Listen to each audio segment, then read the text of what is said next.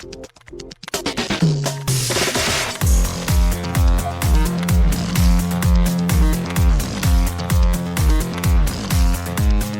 and welcome to Too Fast, Too Forever. There's all kinds of family. We chose this one. This is Life in the Fast Lane number 41. I'm episode 394. Life in the Fast Lane number 41. I'm Joey Lewandowski. I'm Joe too. And Joe, let us dive into minute 7 of Tokyo Drift. So I was saying either last Fast Lane or the one before that I had, I was fighting with my editing software. I have now fixed my editing software, so the entire movie is divvied up by minutes, so I kind of have a sense of like when things are.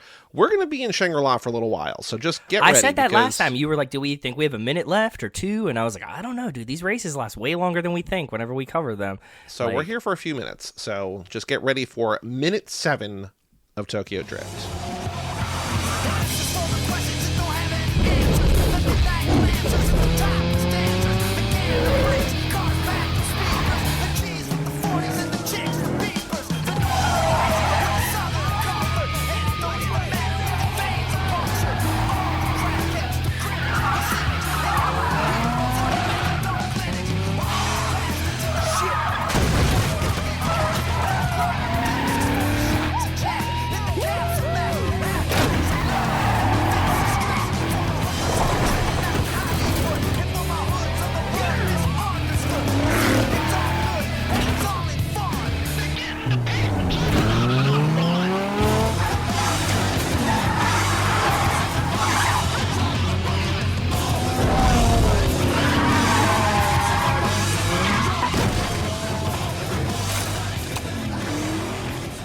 So in this minute, Sean and Clay continue to race through Shangri-La. Clay takes an early lead, cutting Sean off as they approach the football truck.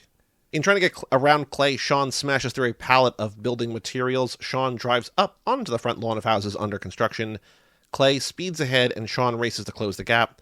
Sean fishtails a bit, smashing into a Port-o-Potty and splashing blue liquid on the camera, basically as the minute ends. I know that I've seen this movie at least 15 times. You know what I mean? But I don't remember ever seeing that Port-o-Potty splatter. I think it's kind of a fun effect. 100%. I even put a secret in there in one of your trivia questions that at 56 seconds, the timestamp of that minute, the splash onto the camera lens is something that I totally had never remembered either. And I thought it was very interesting. So I'm with you. I noticed the same thing and was like, ooh, that's really weird. But watching it second by second, you're like, what? Does it splash it? And also, if you notice, it's all blue Port-o-Potty water, and then there's one poop that hits the lens. I think, possibly what this is showing, other than just being humorous, is he's not going to be good at drifting. If he can't even he turns the car sideways and blasts. Yeah. He blasts the Port-o-Potties. He hits, but he also hits some building materials, all kinds of stuff. There's virtually nothing for me in this minute. There's no new clothing. There's no real dialogue. Sean says shit. Clay says woohoo, and his truck full of goons just says yeah.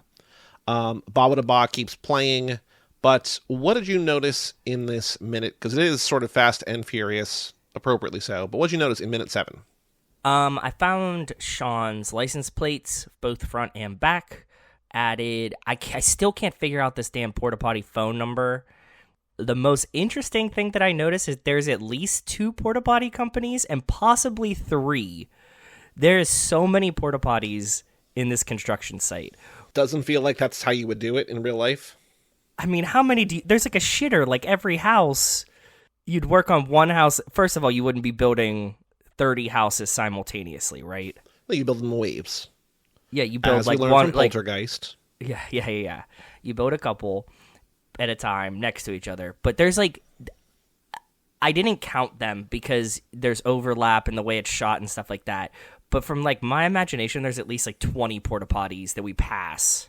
Well, I'm just thinking if say the number is correct, which again seems like too many Port-o-Potties to your point, right?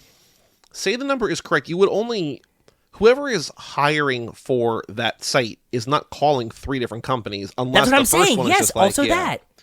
Oh no, we can give you 7. It's no, they can't give you 7. They have basically unlimited, right? So Yeah, how many Port-o-Potties does each company have to? I want to know how they actually put it together. Even in movie, if you were okay, we're shooting a movie. You're like, we need a whole bunch of porta potties for the actual like movie crew and staff and stuff. Can we just move all of them to like this building? What is it, like this cul-de-sac that they're building? Like, can we move them all there? You still wouldn't call 3 different porta potty companies. I don't know, but there's ones that are like United Porta Potty. There's Eagle Porta Potty, and then there's like a third one that I can't make out what it says, but is using a different logo.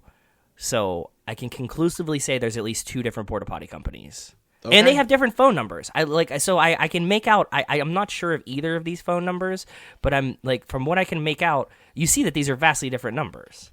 They're very different numbers. Makes no sense. That was my conundrum. Is there anything else of note in this minute that you want to talk about? No, that was my main thing that I figured out. The rest of it is just like minor details, because I can't really read stuff. Everything's moving too fast. Like even like I can't make out the numbers definitively. Like I can kind of get a gist of it, but there's like a lot of 8s and 0s, and like those are hard to decipher. Far away, blurry, small in a movie. Mm-hmm. So in the trivia question section, you have 56 seconds till the end. I had 2 potential questions. What song is playing? No, it wasn't. It wasn't about the 56 seconds. It was about the splatter on the lens. Like that was the only idea kind of I had. I think Ball with the Ball is a really good, fair question to ask. You did not like it last time. I didn't? No. Sorry. That's Gemini nature. Because I saw it this time, I was like, that's a really good question. Well, there's nothing else in this minute, because like he crashes into more than one thing. He crashes into a porta potty. He also crashes into a pallet. Like that's so. Joey's other question is, what does Sean crash into? He crashes into a pallet and he crashes into porta potties. I think that's an unfair question. We can't have a non-distinct answer, right? Because both of those could be correct. I do like the song question because we can do Ball with the Ball. We could do Pump It Up by Joe Budden, because that song plays twice in this movie, but not in this moment, right? What else can we do? What do you got? Area Codes by Ludacris. That's a good one. And then we could do, I don't want to do another Kid Rock one, because then that sort of makes it easier, but you could just do... What is like, go to 2001 or whatever this movie was, 2003 most popular...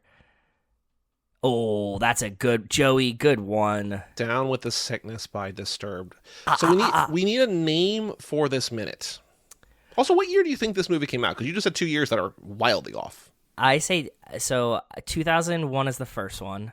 So I say 2004 for this one, or 5? It's 2006. Okay. The second one came out in 3. It's 01, 03, 06. Okay, that makes sense. Okay, so... as you know from the cell phones, the smartphones in this movie that are very clearly both 2006 and also somehow 2013, right? Well, that's because that's Japan, yeah. So what do you want to call the minute? Do we really need 3 different companies for this? Is what I think the minute should be called. Because, like, do we really need 3 different porta potty companies for this? Like, I'm saying for this shit because it's a play on... For this shit, oh, clap. Well played, sir. Thank you. So for minute 7... do we really need 3 different companies for this shit?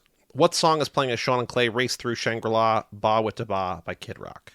That's a good, and these answers are good too. This should be an easy, this should be a gimme.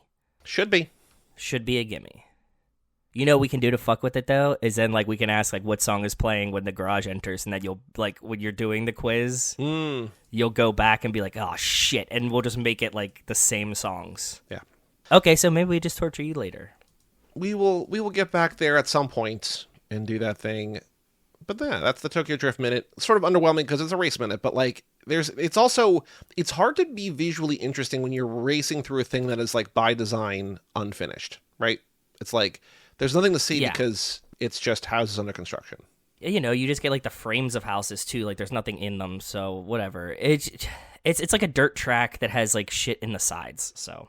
All right, Joe, on the streets, news about the Fast and Furious. There's one thing that, like, so we're existing in a limbo where we're recording this before the Super Bowl, before our Patreon bonus episode, Super Bowl Sunday bonus episode. But by the time this episode comes out on the main feed, the Super Bowl will be over. We'll all have seen the commercial, but there's the one thing. We'll see Taylor Swift get engaged. Congrats to her and Travis Kelce.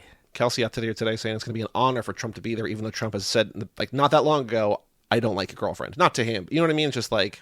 I saw the really funny thing was like, why is Trump going to the Super Bowl even though he hates the NFL because they never let him buy a team and stuff? And it's like, well, Taylor Swift will be there and like he can't resist attention. So Either way, congratulations to Donald Trump for being at the Super Bowl and watching Taylor Swift get engaged to Travis Kelce. Tell us what have we learned about this commercial since we last? Because somebody sent me to me yesterday, like someone in my fantasy baseball league sent to me yesterday, like as though it was news. I'm like, dude, we've been on this since September. Like we didn't realize we were on it since September. But so somebody in my fantasy league this morning sent me a message. It was like, is this teasing the trailer at the Super Bowl? And I was like, no. Let me take you back to the beginning where Vin's stoned eating ice cream with Michelle Rodriguez. And I sent him the Instagram clip and was like, it's started here. I was like, we've been following it. Reaction Rocket had found, we found the pictures on the Instagram. Reaction Rocket is like, are they shooting the movie? And we're like, well, they haven't announced that they're shooting yet, but it kind of looks like Fast and the Furious. And then it comes out, they're teasing it, and it's the Haagen-Dazs commercial. I have refused to watch it because like I don't want to. Yeah. I need something to look forward to on Sunday, right? Like I need something. I'm not even watching the Super Bowl. I'll watch it. You're not going to watch the Super Bowl? I'm not. I didn't do squares this year. I'm like fully I'm purposely not giving them my 1 Nielsen rating because they can go fuck themselves this year. That's how annoyed I am. I'm not watching it. Margaret's family again. And like what I've learned from watching stuff with them is that like you never are really fully able to watch anything. It's always like there's pausing. What do you mean? And there's conversations and it's just oh God, one of those. Somebody will have the remote and like I don't know. It's like a whole thing. It's not a bad thing. It's just like no. Tell me, because I want to know. Because I have like my own thoughts, but dealing with like Rachel's Margaret said parents. to me like if the Vikings are play like are we gonna watch it together? I'm like if the Vikings play like I'm watching by myself. Like I'm just I'm not yes. phone off, ignoring everybody. Yes, exactly. This I don't care about. Like I don't want either team to win, so I'm just gonna watch it. But like I think I've talked about this before. But like whatever I with Rachel's family, especially like her extended family, like at Christmas time and stuff like that, they're like anti-TV people. So like even at this, like, did I tell you that? I've told you this story before, that like one time I was sitting there, we were with them. It was like we were visiting, like we had a summer together, like a little vacation.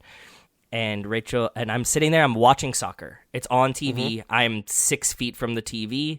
I'm watching soccer. She walks up, Rachel's aunt walks up, picks up the remote, turns it off and goes, nobody's watching this, and turns the TV off in front of me. And this is something that plays in my head that we still laugh about to this day. But like when we were there this Christmas, like I'm sitting there, they're talking, they want to scream, none of them can hear, and I like having the TV on so that they constantly try to turn the TV down, and I'm like, no, you guys can like move to the kitchen and like not yell back and forth between it and not have to turn the TV down or off while I'm sitting here. I just want to be like just watching TV.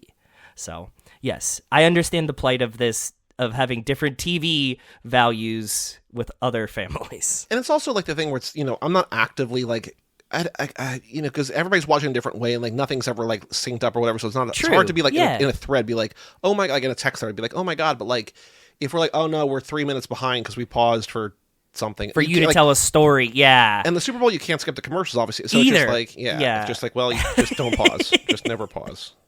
Never pause. You guys, if you want to talk, take a sidestep and then come back to the TV.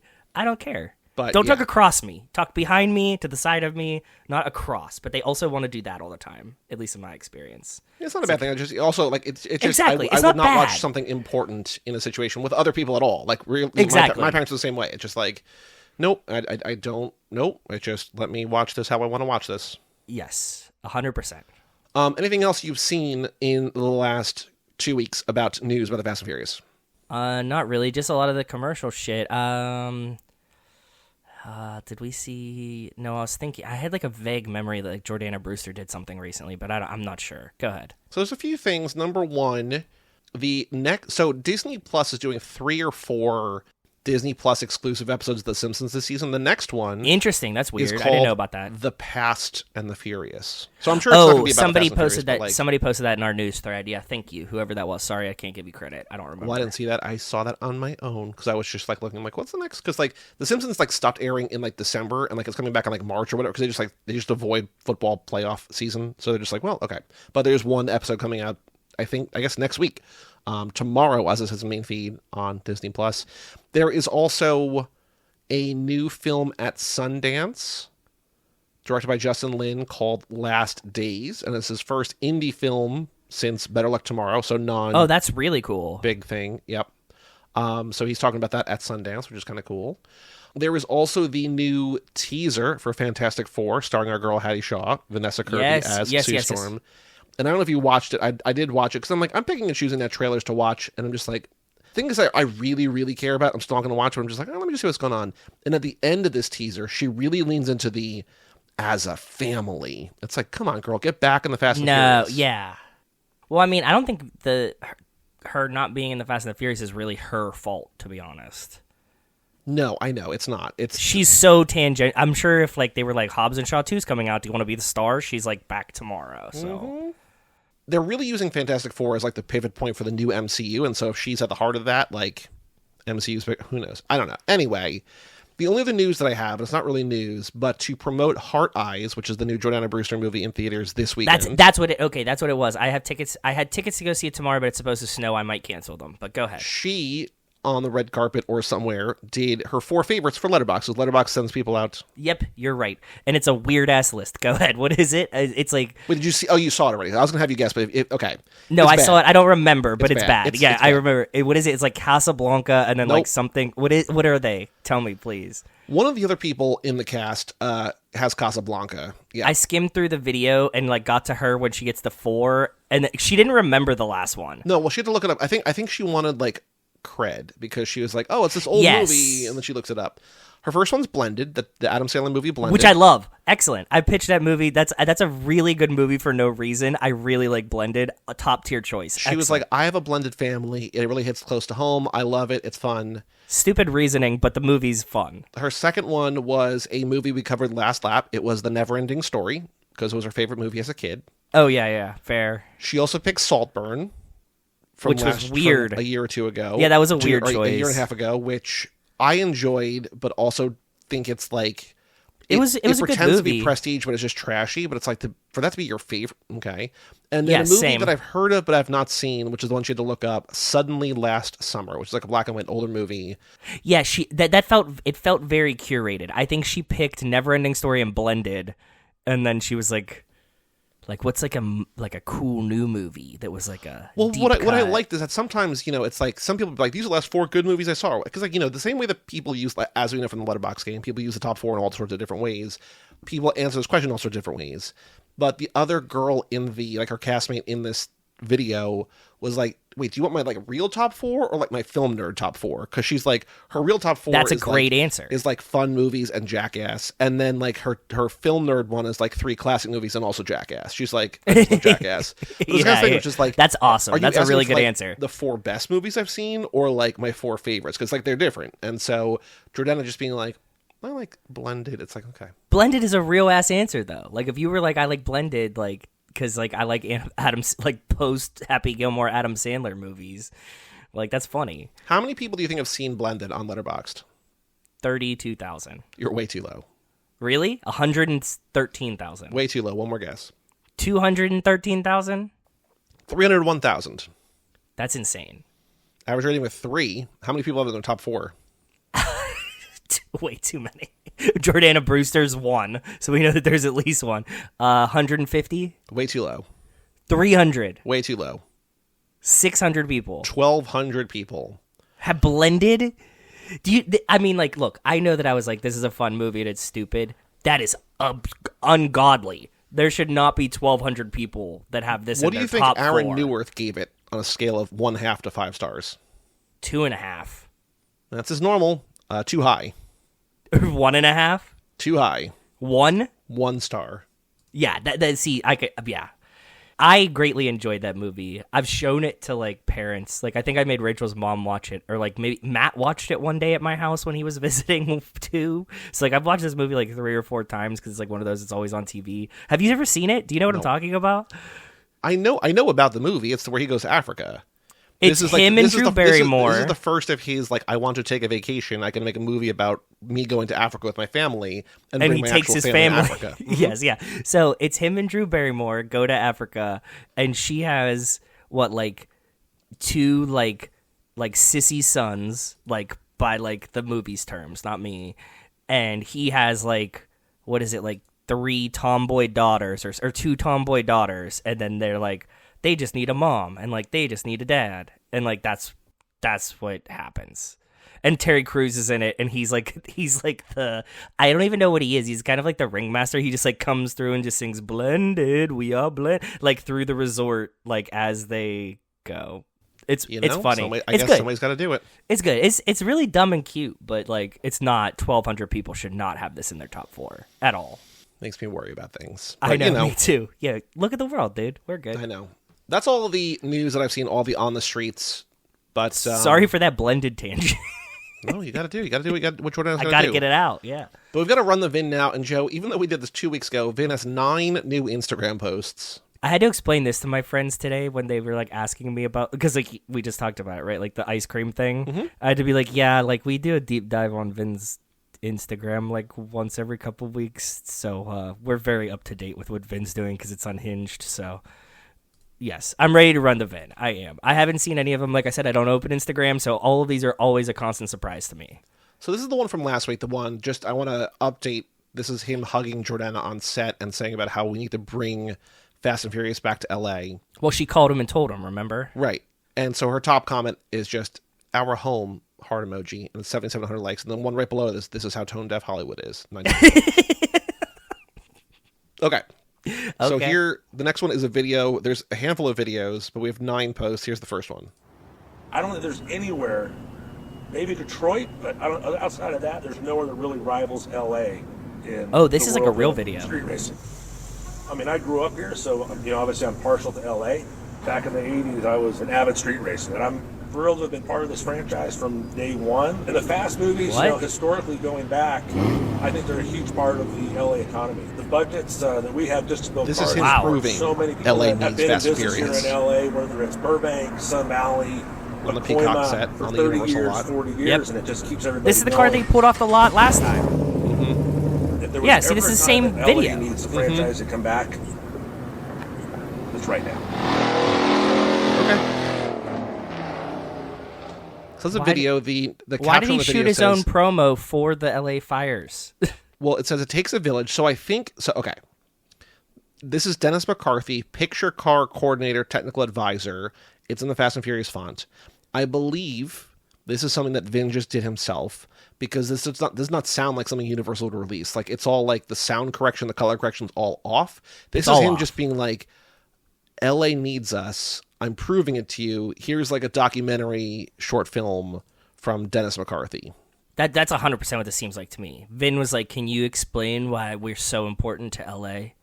And he just like, somebody had a camera, and then Vin edited it himself on Instagram. This might not even be a camera. This might just be an iPhone. Like, it's... It seems like it doesn't move. So, like, I don't think Vin's holding it. Vin's framing and videos are way worse than this.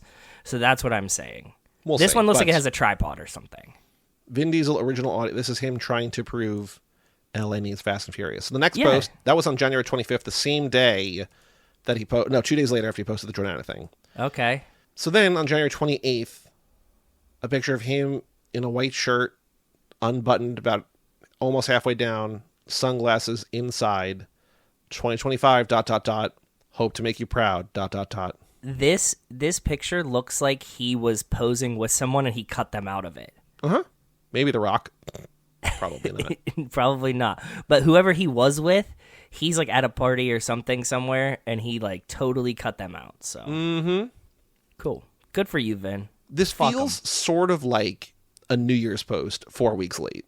It feels like the 2025, sure. Hope to make you proud. January 28th. I agree. Next post. This is him and Mark Anthony. Oh, singer. Okay. Yeah. Thank you all again for giving me a #1 song last summer. ... But that doesn't happen without your brother supporting and encouraging you to step out of your comfort zone. ... At Mark Anthony. Dimitri Vegas obviously commented because the song was with him. Mm-hmm. Only 11 likes on that, though. Yeah, people were a little lost, it seems. But Mark Anthony was his inspiration to make the song? I guess so, or just friend. Yeah, you know. And this is Vin, again, inside with sunglasses, looking at Mark Anthony, also inside with sunglasses, looking at each other, Mark touching his face in seeming awe, deference to Vin Diesel. No, it looks like he's trying to, like, cover to whisper, or just, like, rubbing his, like, just hand on the face. It's not an awe. It's just It's in awe. No. Well, okay, fine. This shirt is goofy as shit, though. That's like your grandfather's bowling alley shirt. Mm-hmm. That's awesome. White with vertical black and brown stripes. Yeah, for sure. You're either like a Cuban drug dealer or like that's your grandfather's shirt. Next one. One of my favorite things about making film is capturing beautiful cultures and okay, being able to create in spaces all over this beautiful planet. But as you know, right now, LA really, really, really needs productions to help rebuild. And I'm here with one of our creative partners on the Fast franchise, Spiro, who's done so many of these films and has traveled so many places around the world. What are your thoughts, Spiro? It's time for a full circle, back to LA, give some love here. Everybody needs it right now. Back to LA love. Back home, where it all started. Okay, I have a theory, Joey. Hear me out just for 1 second, and I'm going to piece it all together. Vin Diesel started the LA wildfires. Oh, no. Universal told him to cut the budget. He can't go to 16 different countries for this movie because we know that they were in a fight. His ego wouldn't let him just say, we're making it in LA alone. So he started the wildfire, so he had a reason and a drive, and he's just cutting promo now to make it seem like it was his decision and not that he got his budget slashed. See, here's what I'm thinking. What? So I know that you're joking about him starting wildfire, but I think it's more realistic that it was coincided and he's riding this wave. Well, I think he thought, my guess is that he's like, my city is hurting, which it is. It is. That's true. What can I do? I can bring back Fast and Furious. No, and then all the I don't. Comments, I don't. No. Listen. Okay. And then all the comments are like, you're tone deaf. This is stupid. Not now. Now's not the time. Stop with this. And I think he is like, no, we need to double down. I can't. Look at all these people I'm bringing in. All these people that you don't know, that I've never shown you before, that you've never met before. Are telling you that this is real. In reality, it's like him saying to this guy, say LA needs Fastback. I think that's two sides of the same dildo, though, Joey. I think that this is that he is getting slashed by Universal. He's told that he can only make it in LA. They can't leave. This happens. He's like, we need to shoot this in LA because this is really good to coincide with the reasoning why I'm not leaving LA. And then everybody's like, you're tone deaf. And then he's like, nope, just need to triple down on both of these is what I think happens. I also have a contender for the for the title of the episode. Which is? Should be Vin didn't start the fire. I think I want to stay out of that. Like, that's just, it's going to come across wrong to people who don't know, and it's going to come across very wrong. Either way, that was a little tidbit for you guys for listening. Thank you. Next one. At Cody B. Walker, proud, .. #family. He looks a lot like Paul. No, he doesn't. Look, I think he could not be Paul Walker in a movie. I think that if you were like, hey, that's Paul Walker's brother, you'd be like, I see it. I don't think that you'd be like, is that Paul Walker over there? Like, at any point.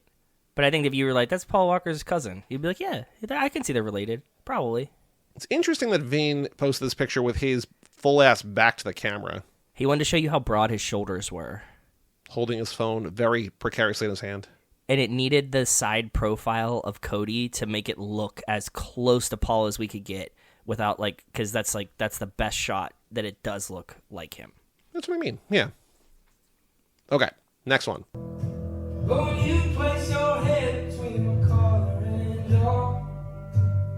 Friday morning isometrics ... Stay focused. Okay. Is he working out in his living room? Because it looks like a kitchen. That's our kitchen. fridge. Yeah. Okay.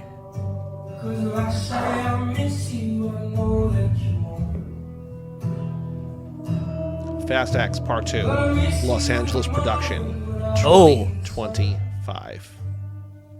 Okay, we already have Fast X Part 2 on the list.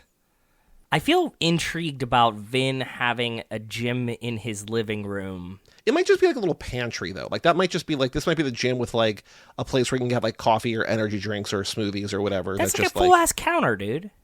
He's a millionaire. I know. That's what I'm saying. Like, I don't expect this out of him. Like, I don't think Vin's fake flexing. Like, this dude has some fucking money. I do like that he's a one man on a solo mission. The gym in my kitchen as a minute title, as a thing. Just throwing out there. See what sticks. So I got 3 more. Okay. Bumped into an old friend. ... Feels like yesterday. ... Hashtag fast finale. Should Yes. Should we use fast finale? Yes. Okay. Hashtag fast finale. Yep. And this is him in front of a car. Do we know this car? It kind of reminds me of one of the cars from the first Fast and the Furious, but I don't think that's the actual decal. I think that's the one that had the Rocket Man decal. Creator Nate on Instagram, who has 86,000 followers, says, I have this RX-7 on video and photo. So it's an RX-7. Yeah, so it might be. But it's let's not look Hans. up Vin's. No, it's his first one. Yeah, it's the same decal. Sorry, that was my mistake. From which movie? From the first movie? Yeah. It's his like first card that he uses in the very beginning of the movie. Okay. Yeah, but it is this weird like. Oh, that he pulls up to Toretto's Marketing Cafe in? No, he's already there. When does he use this car? In the first race, when he races Brian. He races in this car? Yes. With that decal? Yes, it's exact here. I found it. Yeah, it's the same as it. Well, I found like the Forza 4 version of it, but there's a bunch of them. But yes, it's that goofy ass like half a rocket that looks like a thing. Yes, it's that. That's the I really thought that it was the other one, but no, it's identical. Okay. It is an old friend. Feels like yesterday. Yeah. Same with his arms closed, arms folded, leaning on the hood, looking away, looking strong. Yep. Next one, a video. I think this is our last video. Long caption. I will read after the video. Oh, this is about the commercial. Okay. 25 years ago on the streets of Los Angeles, we created something that became bigger than any of us could have imagined. Not just a movie, but a family that stretches across the globe. Being on PCH, filming the Super Bowl Highway. spot. What's it say? Slow Life. The same stretch of coast where Pablo and I raced 25 years ago. Practical driving, living those moments that would change our lives forever. Now here we are again. Dom and Letty sharing that coastal sunset moment, surrounded by local crew members I haven't seen in years. ... We've all felt that Fast needs to come back to LA, not just because it's where we started, but because it's who we are. Now, seeing our city hurting after these devastating fires that pull us stronger than ever. ... To every fan who's made this decades-long journey with us, this one's for you. And to Los Angeles, our first home, our hearts, we're coming back. The engines are revving, the family's gathering, and these streets are calling us home. Back where those quarter-mile races with Brian became legend, where every sunset holds a story. The saga's coming full circle, What? and my heart is already racing. ... Ludicrous. Let's go! Fire emoji, smoke emoji. 2,900 likes. Luda using the fire and smoke emoji on his Bad timing. That's very What did the reply? Can you click the replies real quick? Is somebody like, you shouldn't have done that, bud? My champ, heart, Luda. But as we can release new songs, checkerboard emoji. Okay. Nope, people just like, oh, Luda, I love you. Luda, let's ride. Luda, my champ. Okay. Interesting. And then the last one. From Early. Vin, arm around Michelle. Yes. In a see-through shirt. Yes. Paul, arm around Jordana in a very nice black dress. Yes. Forever. ... Jordana Brewster and Paul Walker definitely hooked up. Look at how he's holding her. Well, I mean, look at it. He's holding her the same way that... Nah. Vin's... It's a whole different vibe. Okay. To me. I mean, they have the same hand position, but this is a completely different vibe. So what do you want to name the episode? Vin didn't start the fires. What do you want to name the episode that I will say yes to? I don't know. Oh, fuck. What was it? Tripling down. Well, I'm just thinking like a man on a mission. Like he is just... Fire emoji, fire emoji, fire emoji. I don't want to make jokes about like... I'm not making jokes about the fires. I'm making jokes about Vin tripling down on being tone deaf about them, and also that it's quite likely that Universal told him he's not allowed to leave America to shoot this movie for budget constraints, and he's just tripling down on it and pretending like he's doing it for good nature. Because that's what it really feels like to me at this point. Where there's smoke, there's fire. I don't want to say fire in the title. We didn't do Backdraft because we thought it was in bad taste. Now we're just going to like make fun of the fires. No, we're not making fun of the fires. We're making fun of Vin specifically. Let's think about it. The Chronicles of Ice Cream. Maybe. I want to be like, wait, this is like, oh, can we be like, Vin didn't start it, but he's gonna finish it, so we can like allude to the fire, but like not say the fire. So if you like actually listen to the episode, you know we're not being assholes. We're just making fun of Vin. Like where it all started. No, that's lame. It needs to have like some fire ass movie title to it. It needs to have some juice. Don't say fire ass. I know. Sorry. I'm not laughing at the fires. Just laughing at Vin getting random ass AD people, like fucking random movie people, to be like, yeah, we need to do this. And he's like, dude, Universal told you you're not allowed to leave. I don't know what to tell you. Like, I'm glad that you're imagining this. He didn't really because I don't think this long post that he wrote about the car on the PCH, I don't think he wrote it. I think someone else wrote it, and then he added the ... dots in certain places. Because it's much more focused than his stuff normally is. Can we not name it after Vin? Can we just okay? Can I pivot and can we just call it like really your favorite movies blended? We could. Okay, you know what I mean. How about this? So then I don't even touch fires. Like it has nothing to do with fire. So the way that I name episodes and the way that I do art is like it'd be blended parentheses 2014. But we could do blended parentheses 2014 Life in the Fast Lane. People would be like, what? Okay. Yes. Perfect. Okay. Perfect. Okay. Thank you. We'll do that. We just won't even address Vin this time. We talked about him here, so if you listen, you get the idea. I want Vin to earn it. Like earn what? The fires? Title. No, the title. Like since we started doing Run the VIN, the name of the episode has always been like a Vin Diesel thing. I'm like, I don't want to default that. Like I want it to be like. No, I agree. That's what I was saying too. Yes. And if you didn't, if we don't do like Vin Diesel started the fires, like if it's not that, then right. It has to be something else. Blended 2014 Life in the Fast Lane. Wait, what? Yeah, perfect. That's where we got there eventually. Because it's also good because it doesn't make sense. It makes sense, but it doesn't make sense, and that's always the goal, I think. Yes, that's always the goal too. It always needs to just be shock, but yeah. Our last episode was Fast 5 with fire ass movie locations. Okay, last one. Sorry, just had to throw it out there. So we're gonna do BD WAP fee. We're gonna look back at last episode, see if anybody got any points. Oh, did we? I don't know. So last episode, I found One Perfect Shot, Fast 5. Picture of him arms out. This is Brazil.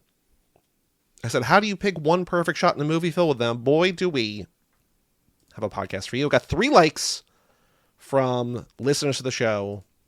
Unfortunately. 0 points. 3 likes is pretty good, though. 3 likes is good. You found LeBron James at the Food Wizard. I want the Fast and Furious X Jurassic Park crossover. I need to see The Rock punch a T-Rex. And I said, we were just talking about the same thing on an episode. Boyd of a podcast for you. Nothing. And then Britt found discussing film about Christopher Nolan loving Fast and Furious. And then Jeffrey Furman responding saying, glad the GOAT spoke out. People need to stop discrediting Fast and Furious. Yes, they're a bit over the top, but come on, they're fun movies. Yep. We said we couldn't agree more, or you'd be amongst family. Boy, do we have a podcast for you.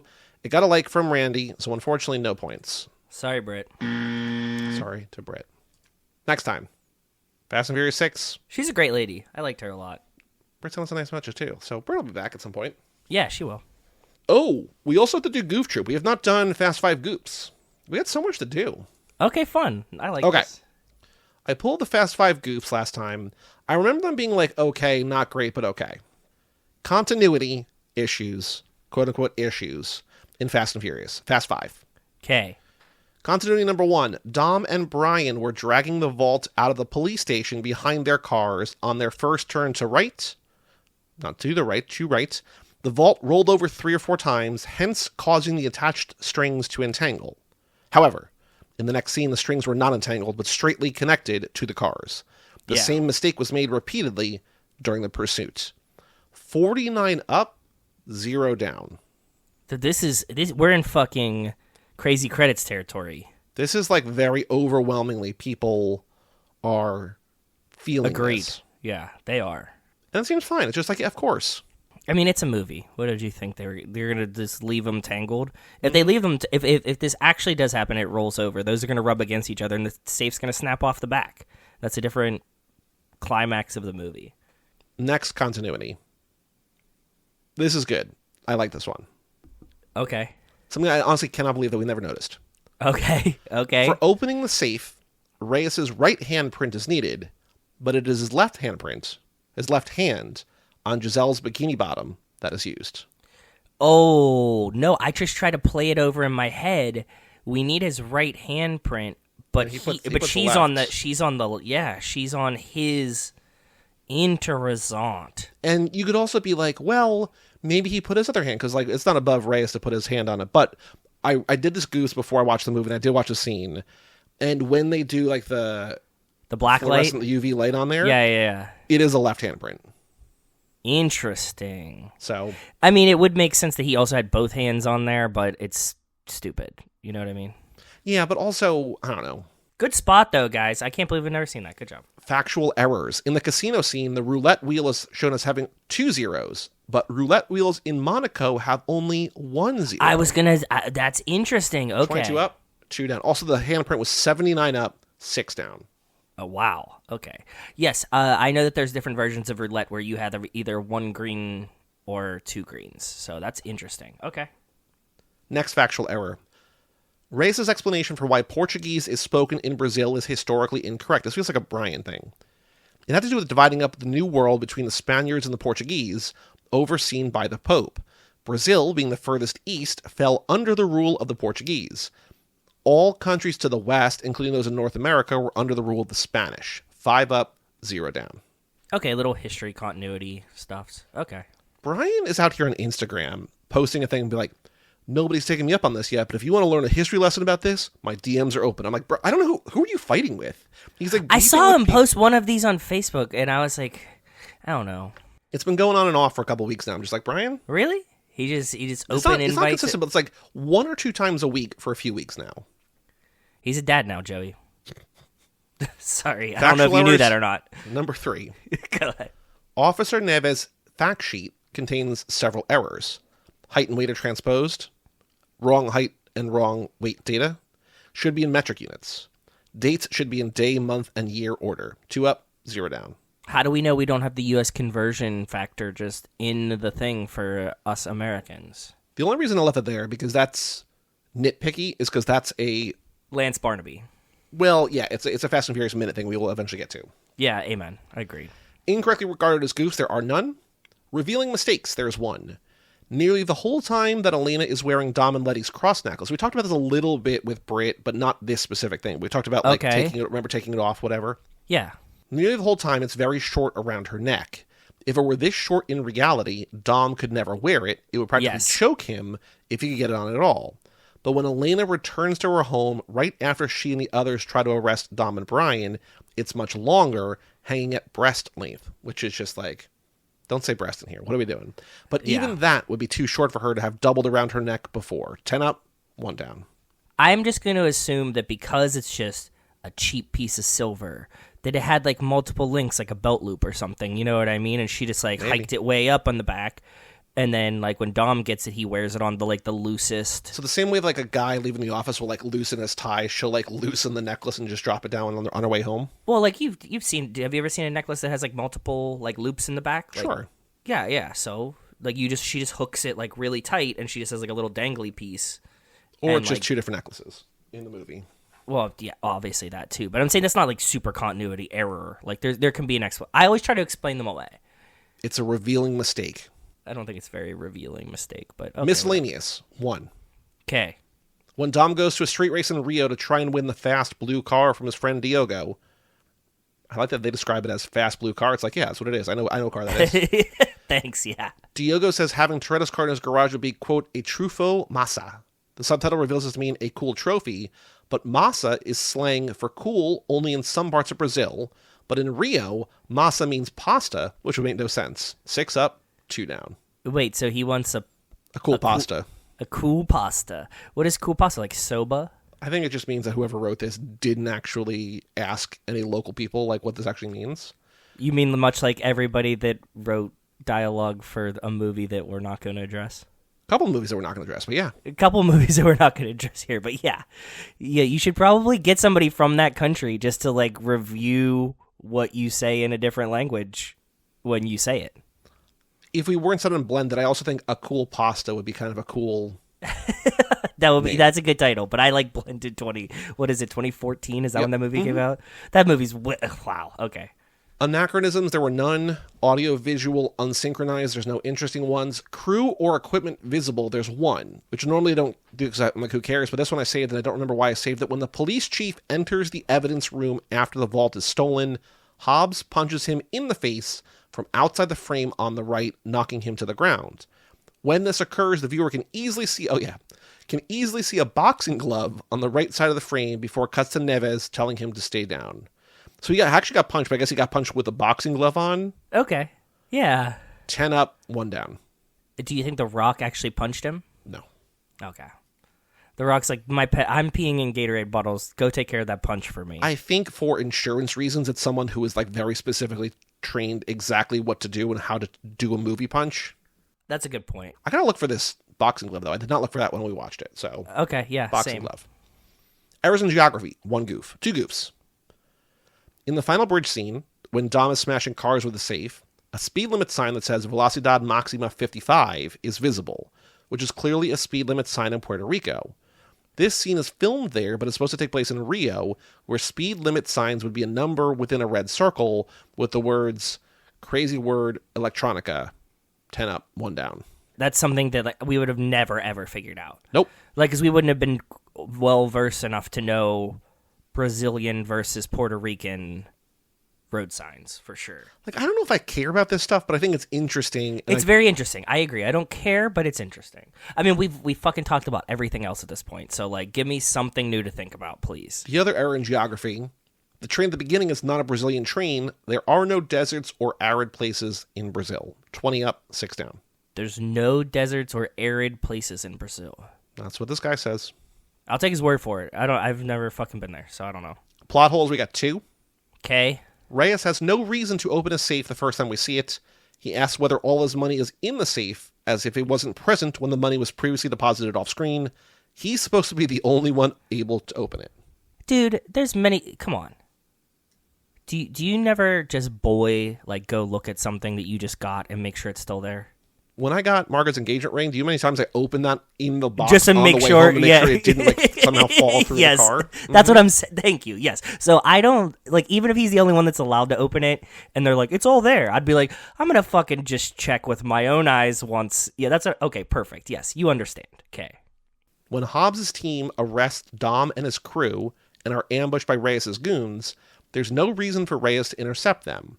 Hobbs would have taken Dom and his crew to America, thereby removing the threat to his money. You could argue that he wants revenge for the money that Dom burned earlier in the film, but Reyes showed he was happy to walk away from a fight if it made business sense when he was talking to the 2 gangsters early on in the film. 14 up, 2 down. That is a very good point. But I also think that, you're driven by ego and power and things, so, if they were like, we're going to come take all your money, you're like, bitch, no, you're not. Look, in a bonus episode we have coming up, I was talking about how if I want to hang out with those characters, hang out with the family, whatever. I don't think I actually want to talk to anybody at all who submits things to IMDb. I'm only still talking to Wes when I talk to Wes because he was rejected by IMDb. But I think this is the closest to someone who actually has a point of view and an interesting take that I would want to have on the show. But still, it's I don't know, it's a movie, man. What do you... Yeah. Oh, you're going to let Hobbs just arrest him and bring him back to America and that's the end of the movie? That's not how movies work. Got him, bitch. Yeah, exactly. Yeah, that's what I'm saying. Yeah, that's the other thing that we have to...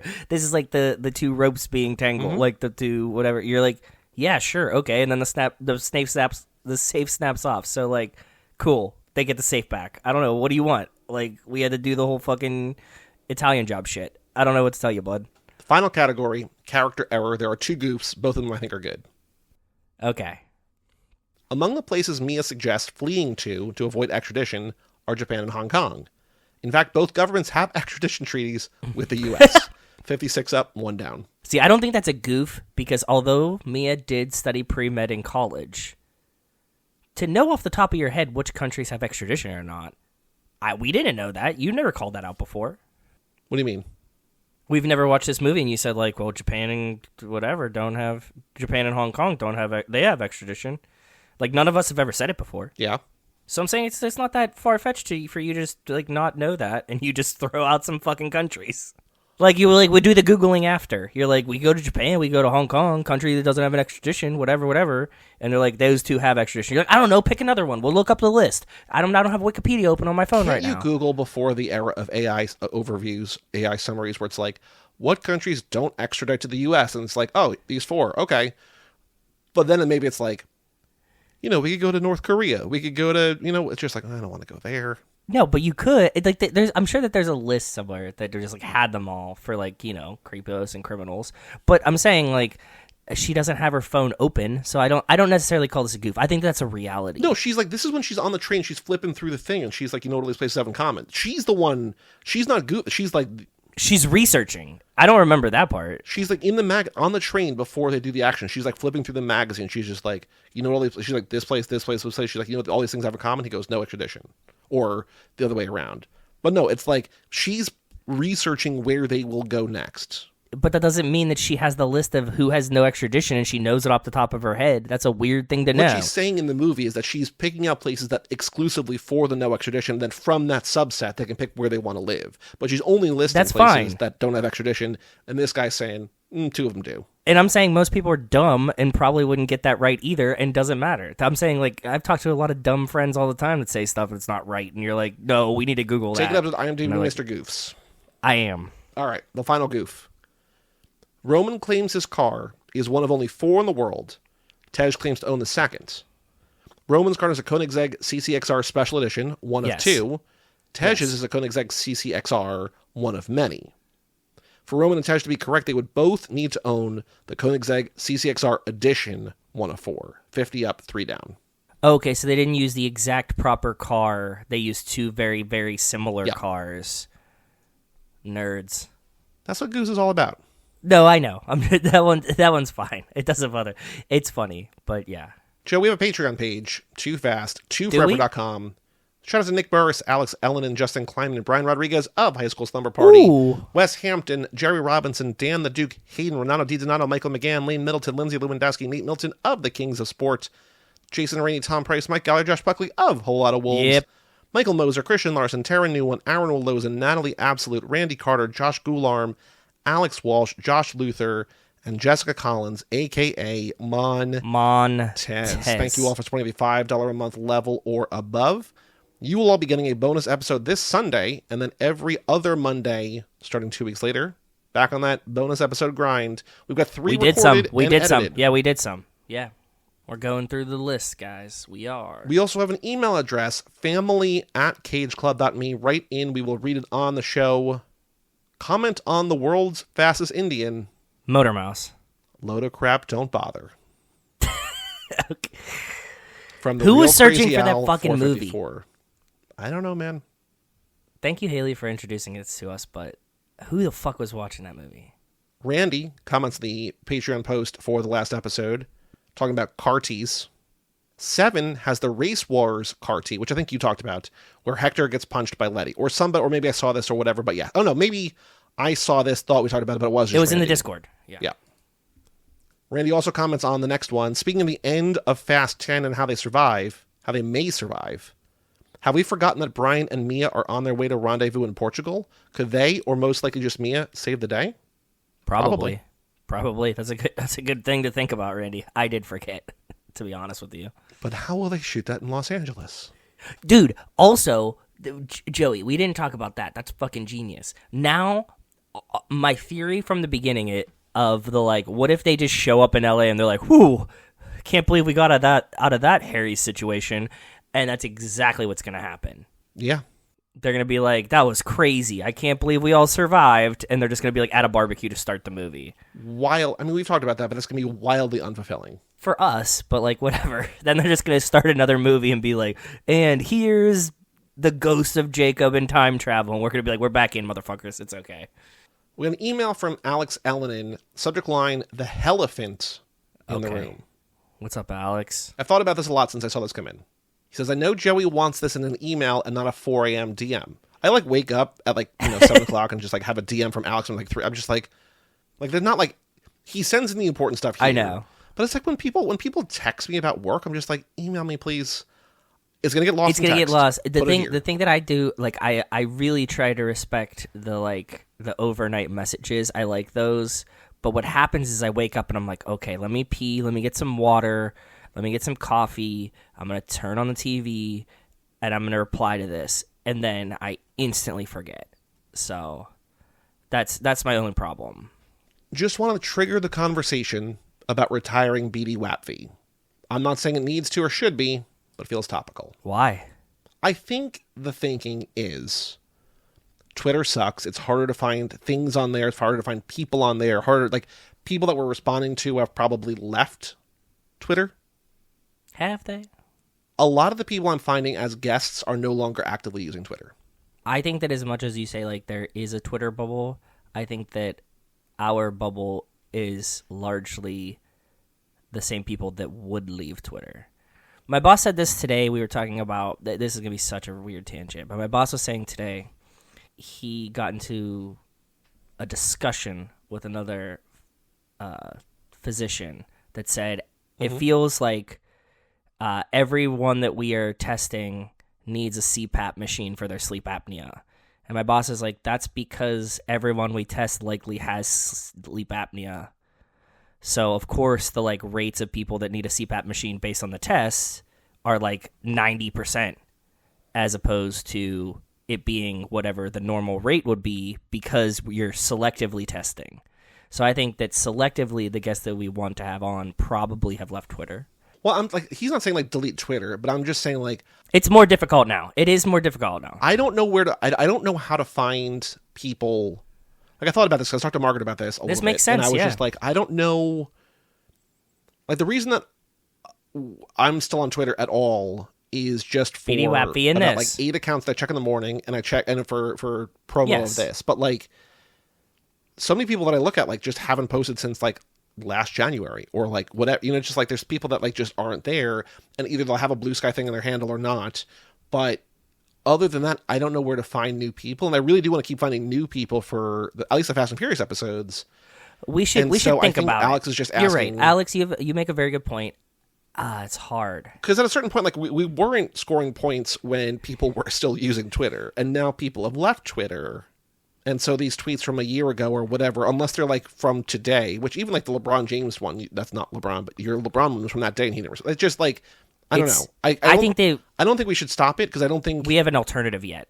I will also say if we stop it, it saves me from having to describe it to every new guest in a way that I'm just I can't make this sound easy. It's an easy game, but I can't describe it easily in an email to you. Yeah, that's understandable. Yes. Let me ponder on this. You make a very good point. I don't know what the fuck people are doing. How do we reach these kids? Because also, I don't want to use Blue Sky. It's not because it's Blue Sky. Just I have basically removed myself from everything. And I'm just this is comfortable. Better. Yeah, it feels nice. But also at the same time, I feel you need to be somewhere. Yeah. Look, I gave up the idea of this becoming an actual thing where we it's our career. We have people who pay us, which is still stupid, mind-boggling to me. I don't know how to find other people. Unless, because we should start an OnlyFans. People are not, and let them find us. I don't know how to find people who are not writing about the Fast and Furious or whatever, and people aren't writing about it in the off cycle. You know what I mean? When the new movie comes out, there will be a bunch of people whoever's at Bloomberg, whoever's at the Star, whatever. Yes, they start publishing articles as they're coming. Yes, and we can ask them if they want to talk about it. But for the next year and 3 months, who the fuck knows? Yeah. We got Britt because Rocket's you should talk to Britt. And Rocket recommended one other person. So we'll see. As of now, because there's no alternative, it's a necessary evil. But also the game is independent of that. But the game is fun. I don't know.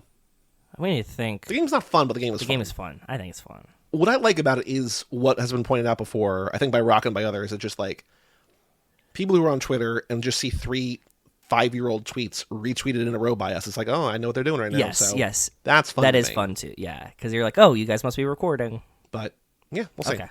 Next email, Joe. New $5 member, meet Jack. Jack's Welcome, the $5 Jack. patron. Thank you, Jack. So let me do the thing again. Shout out to Oh, wow, twice. Nick Burris, Alex Ellenin, Justin Kleiman, and Brian Rodriguez of High School Slumber Party. Ooh. Wes Hampton, Jerry Robinson, Dan the Duke, Hayden, Renato DiDonato, Michael McGann, Lane Middleton, Lindsay Lewandowski, Nate Milton of the Kings of Sport, Jason Rainey, Tom Price, Mike Gallagher, Josh Buckley of Whole Lotta Wolves. Yep. Michael Moser, Christian Larson, Tara Newman, Aaron Willows, Natalie Absolute, Randy Carter, Josh Gularm, Alex Walsh, Josh Luther, Jack Haley, Jessica Collins, a.k.a. Montez. A lot of J's there in a row. Shout out to Taylor Swift at the Grammys with the T on her thigh. For Troy, yeah. Jack also said, because I emailed or messaged Jack on Patreon, and I said, hey, I need to get your stickers out to you, which, Jack, they haven't been mailed.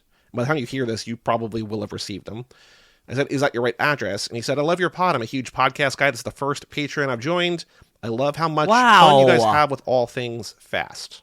Well, thank you, sir. If anything, I hope that, we do go on some weird tangents that might be relevant to the world. But for the most part, we try to keep it light. So then he also emails in, subject line, how did Gisele survive the Fast 6 fall? I'm imagining one of those, like, motorcycle crash suits for, like, racing motorcycles that are, like, an airbag suit. Like, she had, like, one of those, like, a rate, because she raced motorcycles. This is right off the top of my head. You just sprung this idea on me, Jack. She drove motorcycles, so she would be familiar with the airbag. Do you know what you know what I'm talking about, Joey? Okay, she'd be familiar with these, and so I think that maybe she just uses one of those, and as she's falling, she just airbags off the ground, and Mr. Nobody gets her. So he says, hey, Fast fam, this is Jack, a new Patreon member. I love your passion for Fast. Would love your thoughts on my theory of how Gisele survived her fall. Do you think Mr. Nobody, Little Nobody, or Tess was trailing the plane in a vehicle and somehow broke her fall?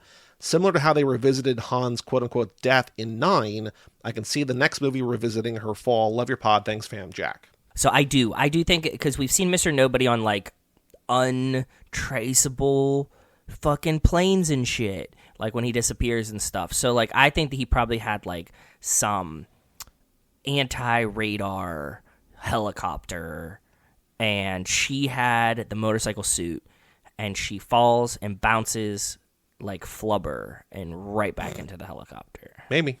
That's my theory. Maybe. Tell me what you think, Jack. I think that what I've seen before about the helmets and stuff you were saying before, it's like just something like you wear around your neck, and then when it senses like drastic shifts and stuff, like it inflates around you fully. No, they have ones that are like your shoulders and the jacket too. Like the jacket becomes like a life vest. That's like sort of like a thing. Yeah. Yeah. But, so combination of like who knows, she could have those things on, right? And they're motorcycle equipment. She rides motorcycles. She knows about motorcycles. And Joe, we have one more email. New $1 member, meet Margaret Perkins. She's like, I gotta give you guys money. I'm like, please don't. Please don't. It's sweet that she's still in this point of the relationship where she thinks that this is how many months did Rachel support us for is the question. Hold on, because she was a member and then canceled. Maria was a member and then canceled. Yep, amen. Maria was a member for 42 months. Wow. $1 a month for 42 months. Yep. Rachel was $1 a month for 2 months. Shout out Maria. But she's like, I want to give you more than that. I'm like, don't. Don't. $1 a month is all you need. Get in the door. She's like, what if you... Wait, how much do I have to pay for you to watch something I want? I'm like, you could just tell me to watch something and I'm going to watch it. Like, you don't have to, like, you're above the law there. Like, you don't have to... Brian's fucking strong-arming 2 picks a month out of, like, 2 picks a lap out of us. I know. He's extorting us on the back end. But that's all the emails. If you want to email in family@cageclub.me, we'll read it on the next episode. But shout out to Jack and Margaret for joining the family officially via Patreon. Also, thank you both. I do want to say, everybody who is a Patreon member, all the way from $1 a month up to the $10 a month, because we have nobody at that $40 a month tier. We get access to me, with Joe, the and Brian Brian's chat. favorite private conversation. Oh, that they don't know that yet. Oh, sorry. Yeah. But Joey pitched a new idea that we have a new tier. It's $40 a month, and if you join that, there's a private Discord channel that only you're in. That only Brian, me, and Joey are allowed to speak to each other in. And you can't post in there. You can just view. It's read only, but you can see it. Yeah, if you're the patron, you can read only, but you'll see how unhinged. We talk about that more on the next bonus episode, the Super Bowl Sunday episode. So, but I do want to say to everybody who is listening and is a patron, make sure you use the Patreon RSS feed. Yes, because you get every episode early, and you also get the bonus episodes. So there's in the pinned post on Patreon, there's instructions how to do that. If you use Spotify, the Patreon feed is on there. You have to link your Spotify account to your Patreon account, and then you can just listen normally. Cool. But for Apple or for any other podcast or whatever, if you need a feed, the feed is in the Patreon pin post. So I just want to make sure that people, because we picked up what they get. Yeah, $1 and $5 members recently, that they're not at the tier where they're recommending movies, but they should still get the access to the episodes. And I just don't know, it's all there, but I also don't know the people, especially, Jack says he's new to Patreon. He might not know to look at the pin post or whatever. Amen. So. Yeah, it's always good to remind this. I think so. Get your money's worth. If you're giving us adult, get the fucking bonus episode. Dude, we're making all kinds of dumb shit. Hear Brian say dumb shit all the time. Mm-hmm. Hear Joe say, we're behind the paywall, it's okay. And then just encouraging Brian's bad behavior. Very true. If you are behind the paywall, you would know that is very true. But Joe, extracurricular activities, the final thing to do. What have you been up to in the past 2 weeks? Well, thankfully, I came prepared today, Joey. Ooh, you have a list. Because look, you know what I have in front of me? Oh, is it finished? No, I got 2 left, bud. But we've been watching a lot of movies to catch up on our Oscar Best Picture noms. You're well ahead of me. I'm doing great. I have 2 left. In Best Picture, let me run through. What have we watched? Is it I'm Still Here? Because it's not really out. Yeah, I'm Still Here and Nickel Boys. I can't. Those are only playing 45 miles from me. Yeah, I'm Still Here is finally near-ish me. Nickel Boys, Bob and I went to New York in December to see. But yeah, I remember you telling me you were going. Yeah. So, watched Amelia Perez. If you want to hear our thoughts about that, pay $1 and go behind the paywall. No, it's only you have to pay $40. Oh yeah, pay $40. $40. And you can read my thoughts between Brian and Joey. Or you can be like Walt and just DM you. Yeah, or just message me. I talked to Walt, which was really funny. Walt released a really good. Yeah, what's up, Walt? Walt released a really excellent article about Oscar frontrunners. And we were talking about it the day before that because he was obviously really thinking about this. So he has thoughts as well. Go read Walt's article. It's really interesting. Mm-hmm. We watched The Brutalist. We went to the theater and saw The Brutalist. Have you seen it yet? I saw it in New York in December. Mm-hmm. Cool. Really long, really great. We liked it. Cool thing about The Brutalist is that the inspiration for the main character is 2 separate guys, and one of them designed the building in New Haven down by the IKEA. Also, it's set in 45 minutes from here. It just in southeastern Pennsylvania. It's a local movie. Yeah, it's like that, and then they keep referencing Stanford in the movie too. That he built all this stuff in Stanford, and it's okay, cool. So it's it was a nice triangle between us. What else did we see? We saw the Complete Unknown. I have not seen it yet. How'd you like it? Good. Timmy's really good in it. It's It was good. It was really good. I liked Timmy. I don't think it's going to win much. He might win Best Actor or something. I think Best Actor is probably going to be Adrian Brody, but we'll see. Yeah, that's a good guess too. But I mean, but Adrian Brody has that did you see the they're conclaving out all the Best Actor? They're finding what do you mean? Bad things about them. Oh, well. So they're Timmy's the only one left that's not being exposed for being partially a shitbag. What else did we see? Oh, we watched Sing Sing last night. That was really good. Did you see that one? Yes, I saw that in theaters, and these 2 older guys were uproariously laughing at everything in the movie, and I was just guys, this is not really that funny. No, it wasn't that funny. I mean, there was definitely funny things in parts, but it's not a comedic movie. I liked it, but I think it was, and I think Coleman Domingo's great. Obviously, I like Coleman Domingo a lot. Yes. And a bunch of different, but I feel that movie kind of annoyed me because it felt it was just this is the most important movie you'll see this year. It felt like that was the vibe I was giving off. I'm just really? I think so.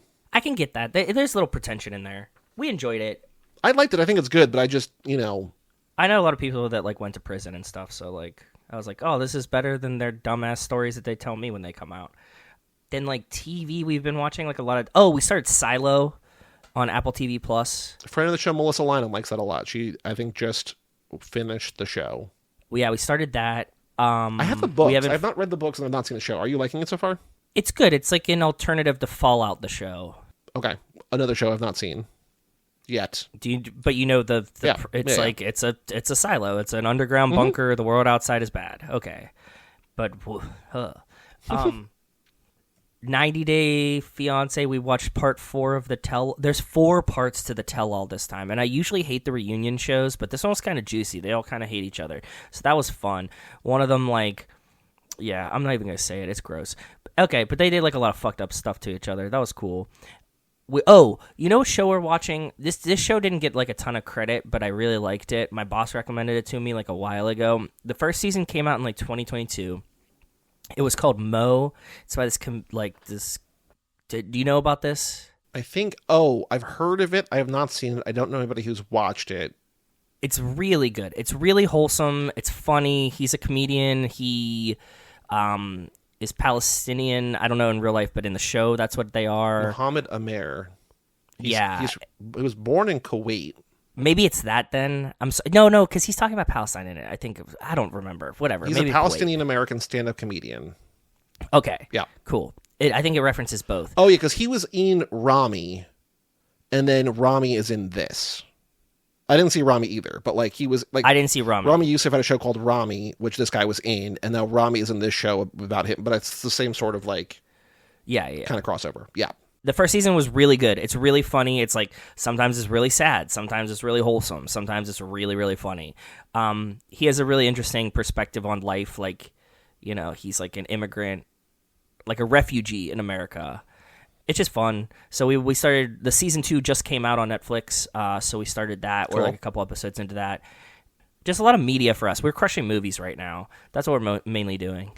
I'm trying to see if there's anything I've seen movie-wise in theaters, and I don't think that I have.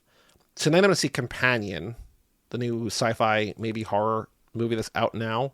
I want to go see Hard Eyes. Like I said, I want to go see Hard Eyes, but I have tickets for tomorrow. It's supposed to snow, and I don't want to like be out if it's snowing. But yeah. Mm-hmm. Well, like nobody goes to the movies anymore. So like you could just like if you show up, you could just get. You know what I mean? Like it's not. You know, I just use we have Cinemark, and they have reserved seating, which I really like. So like I always just like reserve tickets, and I'm like part of the Cinemark thing. So like there's no fees or whatever, and like I can just like return them up until the movie starts. So I just like hold tickets for things that I want to go to and seats that I want.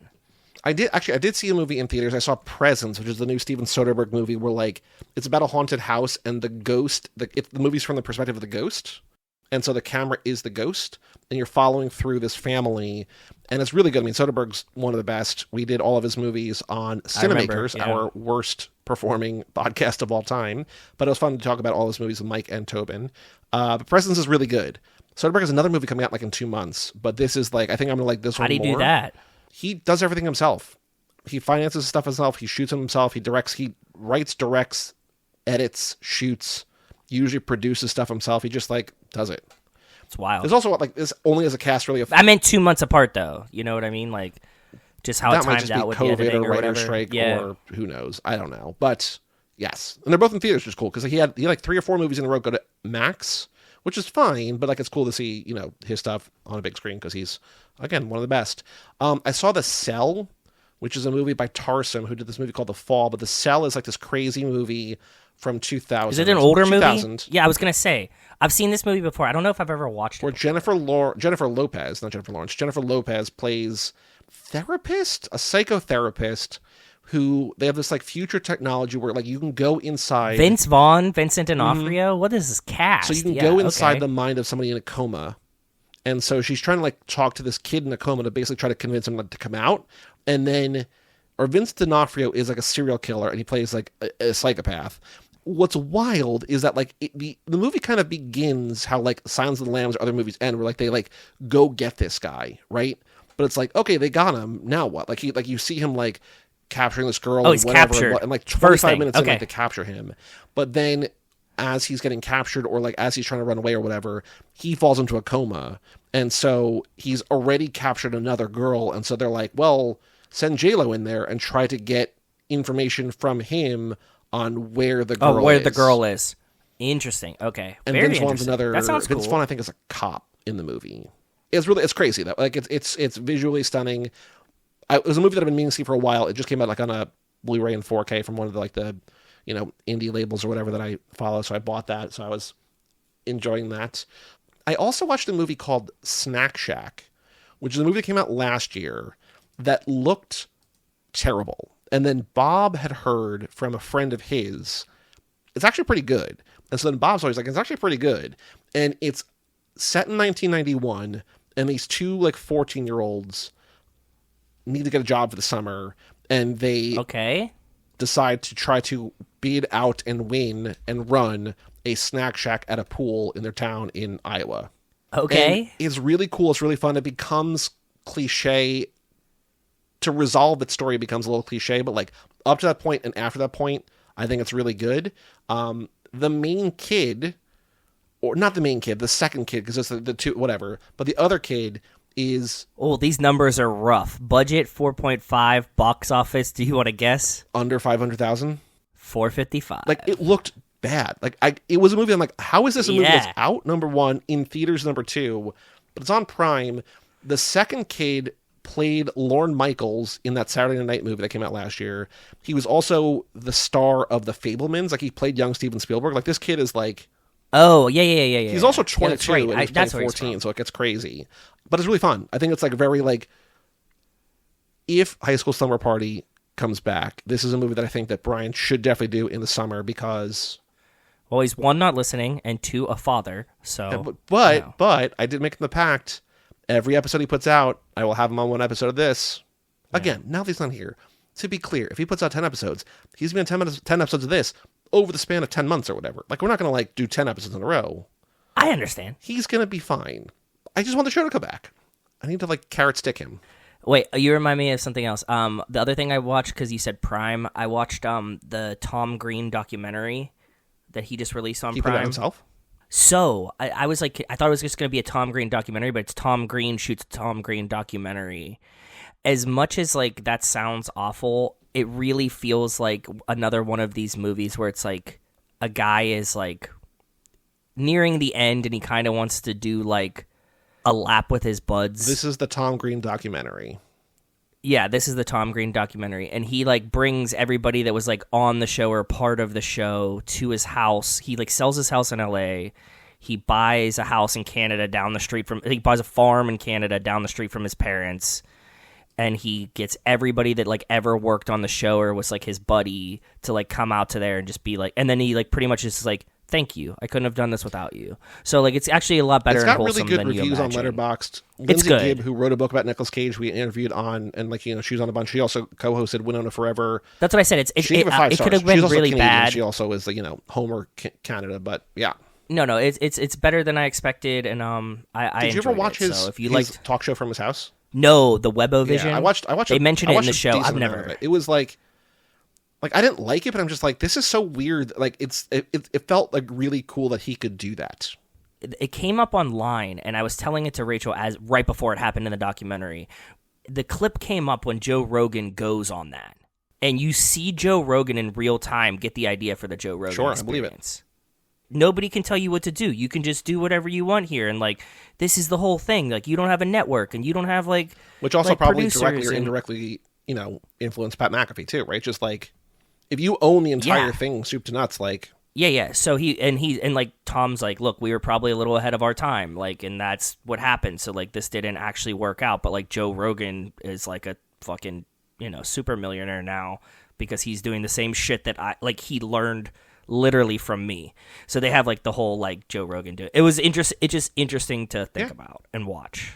Sorry for derailing you. Go ahead. What else? Snack Shack is great. Just watch it. It's it's longer than it should be. It's close to 2 hours. It should be 90 minutes, but it's good. I think it's earnest and sweet, and it's good. And also after not that all the Best Picture nominees you guys are watching are heavy and serious, but a lot of them are because that's what's still what the Academy nominates. It's lighter and airier and good. Tomorrow night, as we record this, I'm going to see with Margaret one of her favorite movies, which I've never seen but seen in theaters, Amadeus, which is also one of my dad's favorite movies about Mozart, and that's Yeah, in theaters, and it's going to be cool to see that. So I'm looking forward to that. But not much. Mike and I did a Viva Pod Vegas. That's out, about a movie called Clam Bake, which is Elvis's least favorite movie he ever did. So if you want to watch that or listen to that, that's out now. Anything else to say in this episode? Blended, parentheses 2014. What should I say? Congratulations to the NFL referees. Who are acquitted of all crimes. I'm sure. Yeah. He's president now. He can do it. Well, no, Goodell said it's crazy. I know. Did you see the head of the referees came out, was like, they don't get any calls wrong, and everybody's like, yeah, that's the head of the referees doesn't think you guys cheat for the Chiefs. So anyways, if you're gonna watch the Super Bowl, unlike me, enjoy watching. What are you gonna do instead? Watch, I don't know, do any fucking thing else. Get drunk, watch movies, something else. I'm not watching that. I'm really not. Like, I can't fucking stand it. I hate the Eagles. I hate Philadelphia. Like, I like Saquon. I hate Sirianni. He's so punchable. I really just I need to decide between now and Sunday who I'm rooting for, because I don't know. That's what I'm saying. That's the whole thing. Like, I don't even have, like... I think, I don't like the Chiefs, but I think I'm just rooting for history. Like, I definitely don't like the Eagles. I know that. And there's no, like, good story. Like, even if you don't like him, watching Mahomes win again, it's like, okay, we're watching, referee gifts aside, whatever. We're watching one of the best in real time become one of, like, whatever. But the Chiefs aren't even fucking good this I know. year. And you have to watch, like, fucking DeAndre Hopkins, like, trade to get a ring. Juju gets another. Like, this is all fucking stupid. And then on the Eagles, I have fucking Kenny Pickett, who's likely going to play a quarter for no fucking reason. And he might win a Super Bowl ring, too. Like, just fuck all of it. Like, I'm so sick of this shit. I hope they eat batteries. I hope they all eat batteries. Do you think Joe Shane, Giants GM, is going to watch? I think his son's going to watch and laugh at him. Crying, watching. That's, like, see, I can't even, like, shout, like watch it with, like, oh, ha ha ha ha ha, like, evilly. Like, there's nothing good that can come of this, so, like, I'm fucking over it. Either way, glad it's hockey season. Baseball's right around the corner. Let's go. Literally, I think next week, literally, baseball, as this episode comes out, I think players are reporting down to Florida, so very exciting. I told you, never mind. I'll tell you guys in a couple weeks. For all things Too Fast, Too Forever, go to cageclub.me, facebook.com/TooFast2Forever, or at TooFast2Forever on all the socials while they still exist. Email us, family@cageclub.me. Check out our Patreon page at TooFast2Forever.com and our store at cageclub.me/shop, and come back next week. Ooh, what are we doing next week? Oh, we're doing Pleasantville. Paul Walker's... I've never seen it, by the way. It really, like, I know that we were only doing, like, a couple bonus episodes. Like, we didn't have, like, a format then, but I'm like... This really feels like one we should have done. Like, this is like the movie that went from him being like an actor to like a leading man actor, and just like yes, it feels important. Yeah. But amen. Yeah, we got it. Oops, we're here. Should have covered it already. I'm Joey Lewandowski. I'm Joe too, and we will tell you all about it when we see you again.